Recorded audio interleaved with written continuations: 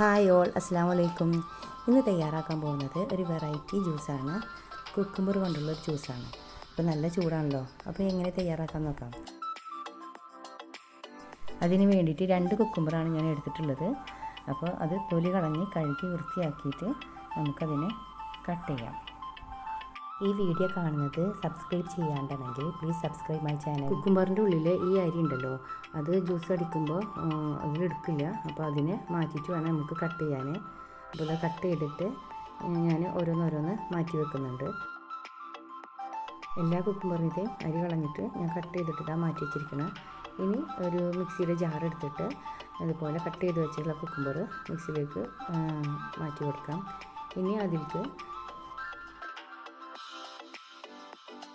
ഇനി അതിലേക്ക് ആവശ്യത്തിന് പഞ്ചസാര ഇടാം. പിന്നെ 2 പാക്കറ്റ് ബൂസ്റ്റാണ് ഞാൻ എടുത്തിട്ടുള്ളത്. ഈ ജ്യൂസിന് ബൂസ്റ്റ് ഇടണമെന്ന് നിർബന്ധമൊന്നുമില്ല, അത് വേണമെങ്കിൽ സ്കിപ്പ് ചെയ്യാം. ഇവിടെ കുട്ടികൾക്ക് ഇഷ്ടമുള്ള കാരണമാണ് ഞാൻ ഇട്ടതിട്ടാം. പിന്നെ ഫ്ലേവറിന് വേണ്ടിയിട്ട് 2-3 ഏലക്കായ ഇടുന്നുണ്ട്. ഇനി വേണ്ടത് പാലാണ്. ആവശ്യത്തിന് പാല് ഒഴിച്ചു കൊടുക്കാം. ഒഴിച്ചതിന് ശേഷം മിക്സിയിൽ അടിച്ചെടുക്കാം. ഇപ്പോൾ ഇതാ മിക്സിയിൽ ജ്യൂസ് റെഡി ആയിട്ടുണ്ട്. ഗ്ലാസ്സിലേക്ക് മാറ്റാം. ഇന്നത്തെ വീഡിയോ ഇഷ്ടമായിട്ടുണ്ടാവുമെന്ന് വിചാരിക്കുന്നു. ഇഷ്ടമായിട്ടുണ്ടെങ്കിൽ ലൈക്ക് ആൻഡ് സപ്പോർട്ട്.